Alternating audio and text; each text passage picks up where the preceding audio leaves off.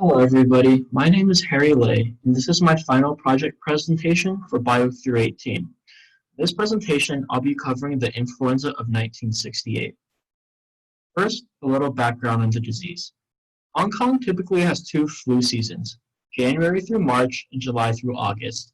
However, in 1968, medical facilities noticed an abnormal increase in people with influenza symptoms when compared to normal years, hence the nickname Hong Kong virus. After realizing this, the authorities quickly sent a copy of it to the World Influenza Center in London, which is one of the premier virology centers of the world. The virus was analyzed and determined to be a new strain virus called the H3N2, which is why sometimes the virus is also called the H3N2 virus. The H3N2 virus quickly spread out of Hong Kong and into other nations like Singapore, Taiwan, the Philippines, Vietnam, Malaysia, Thailand, India, Northern Australia, and Iran.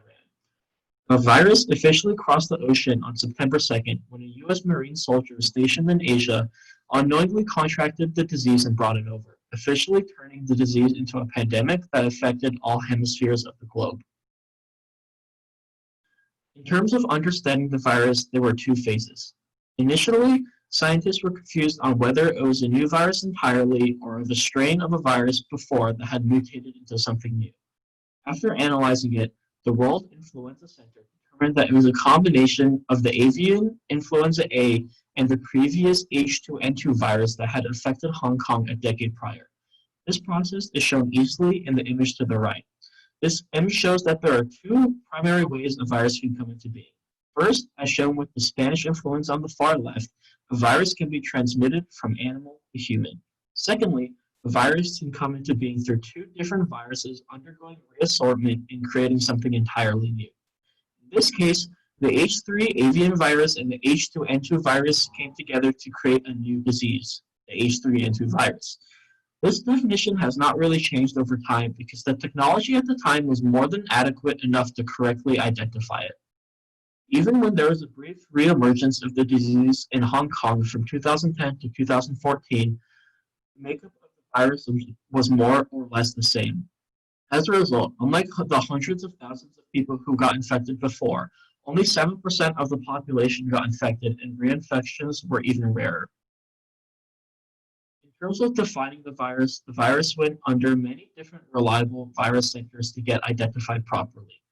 The World Influenza Center in London, the International Influenza Center for the Americas, the World Health Organization, and the National Communicable Disease Center all work together to identify it as a hybrid of the two viruses mentioned before. The symptoms were similar to normal upper respiratory tract symptoms such as fevers, coughs, headaches, and sore throats, things that we're all very familiar with. This definition of the disease has stayed the same even decades later due to there not being changes in the symptoms or structure of the disease itself. However, as with any virus, there always runs the risk of mutation, and people must always be cautious as a result. In terms of treating the virus, there were two phases. First, officials tried to combat it using amantadine, a drug used to combat avian influenza A that had occurred previously. However, studies showed that the recovery rate using amantadine was not very significant or very high, proving the drug to not be an effective counteract agent of the virus.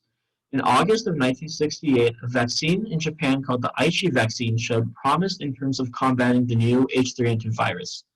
In November later that year, after much studies and much experimentation, a successful vaccine was produced and distributed worldwide. This vaccine still shows to be very effective today, and as a result is still used. In terms of how society understands the virus, the pandemic is not well known to most people.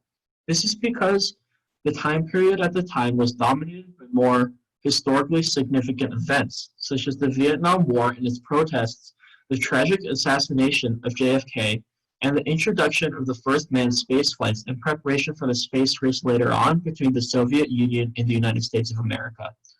Furthermore, media and news outlets did not really want to incite panic about the pandemic and disease, resulting in a cover-up of many important articles and novels.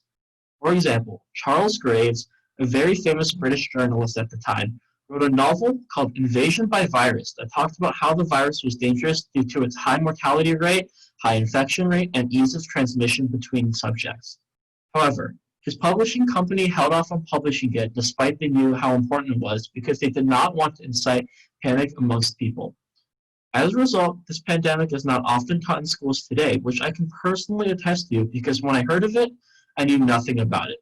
This means that people have at most little or very vague knowledge of this disease, which is very dangerous. This is my reference page in which I correctly identify 3 primary sources and the image that I cited correctly. Thank you for listening.